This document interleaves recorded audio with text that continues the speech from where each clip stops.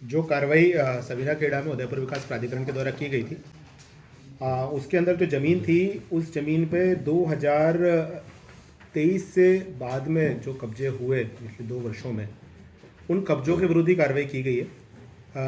इसके अंदर जो कच्ची बाउंड्रियाँ, पक्की बाउंड्रियाँ, जो कोठड़ियाँ बनाई गई थी, उन सबको विशेषकर ख़त्म किया गया है। कुछ निर्माणाधीन मकान थे, उनको विधिवत नोटिस जारी करने के उपरांत कार्रवाई की गई है।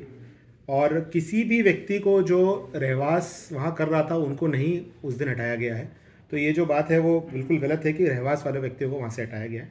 ये जो कार्रवाई उदयपुर विकास प्राधिकरण ने करी है, इसमें पूरी जांच के विधिवत जो जांच की बात की गई थी, गूगल अर्थ के थ्रू हमने सैटेलाइट इमेजरी पूरी देखी थी। और जो सैटेलाइट इमेजरी में जो 2022 तक 2023 तक के जो कंस्ट्रक्शन थे, उनको हमने अभी तक नहीं छेड़ा। उन सबको भी आगे नोटिस देके उनके दस्तावेज लेने के उपरांत उस पर निर्णय लेके कार्रवाई की जाएगी।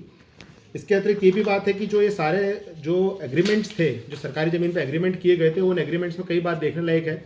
उसमें ये बात स्पष्ट रूप से निकल के आती है कि जो क्रेता और विक्रेता पक्ष थे, उन दोनों को ये बात पता थी कि ये ज़मीन बिलानाम सरकारी ज़मीन थी और जो कि अब उदयपुर विकास प्राधिकरण के पास है, और इस ज़मीन पे कभी भी कार्रवाई हो सकती है। इस पूरी जो एग्रीमेंट से इनके कई लाइनों में चीज़ का साफ जिक्र है। इस एग्रीमेंट के अंदर कहीं भी आबादी का खसरा नंबर या सरकारी ज़मीन का कोई खसरा नंबर का अंकन नहीं है। इसमें लेन देन पूरी कैश में दिखाई गई है। और इसमें साथ में ये बात भी लिखी हुई है कि अगर भविष्य में कोई भी कार्रवाई उदयपुर विकास प्राधिकरण राज्य सरकार के द्वारा की जाएगी, तो विक्रेता का इसमें कोई भी जिम्मेदारी नहीं रहेगी और क्रेता इसमें कभी भी कोई न्यायालय में वाद विचार नहीं कर सकता है। तो इस बातों से स्पष्ट होता है कि ज़मीन जो होती है सरकारी ज़मीन है, और इस ज़मीन के बारे में सभी को जानकारी थी। मैं आप सभी के माध्यम से आज उदयपुर के वासियों को और समस्त उदयपुर के आसपास के लोगों से यही गुजारिश करना चाहूँगा कि इस तरह के झांसों में ना आए। आप जो भी ज़मीन इत्यादि खरीदें, अपना निवेश करें, अपने परिवार के लिए, अपने रहवास के लिए खरीदें, उन सब में विशेष रूप से ये देखें कि कोई भी बिना आराजी के कोई एग्रीमेंट ना हो।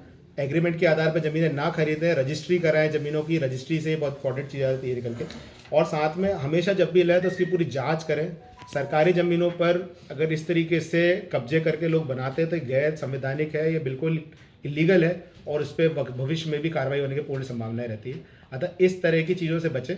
और जो भी जिन लोगों ने इस तरह के कृत्य किए हैं, उन लोगों के, जिन गरीब आमजनों के साथ इस तरह की घटना कारित हुई है, जिन लोगों के साथ फर्जीवाड़ा किया गया है, मैं उन सभी से आग्रह करता हूं कि आगामी दिनों में उदयपुर विकास प्राधिकरण यहाँ पे कैंप के माध्यम से आप सबसे डॉक्यूमेंट्स लेना चाहते हैं, आप अपने दस्तावेज हमको दें ताकि हम उस पर विधिवत जांच करके आगे कार्रवाई कर सकें और जो असल में दोषी है उन लोगों के विरुद्ध हम कार्रवाई कर पाएँ।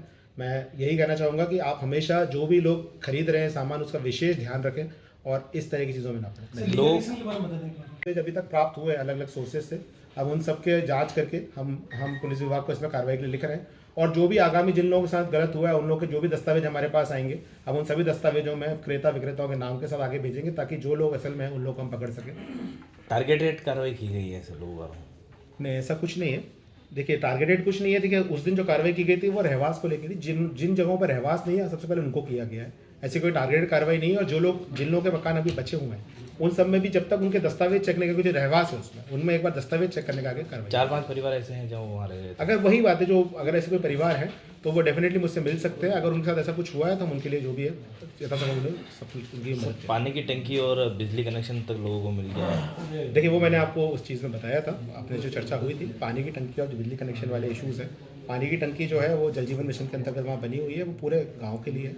और बिजली कनेक्शन के लिए AVBNL को लिखा जा चुका है, उनके पास जो भी दस्तावेज उसका